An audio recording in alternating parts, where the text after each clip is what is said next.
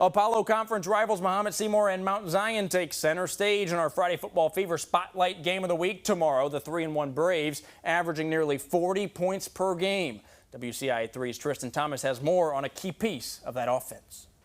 Playing alongside top talents like J.C. Anderson and Braden Trimble helped Jacob Harvey fly under the radar as a junior. You know, we got Braden, and everybody knew about Braden, so everybody concentrated on him, and then JC's kind of the same thing. And then that leaves, Harvey a lot of times kind of a single matchup. The receiver and defensive back isn't taking anyone by surprise as a senior after leading the Braves with 1,100 receiving yards and 13 touchdowns last season. He's a great leader, and he runs great routes.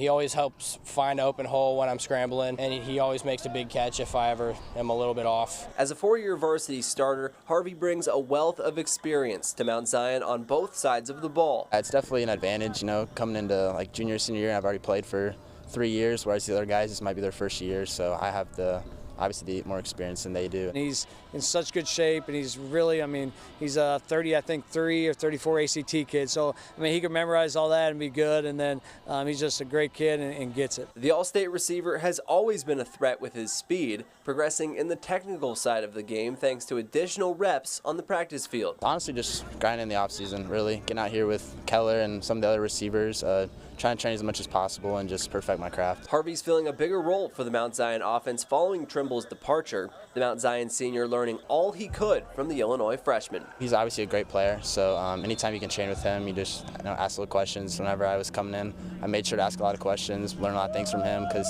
he obviously had a lot of success.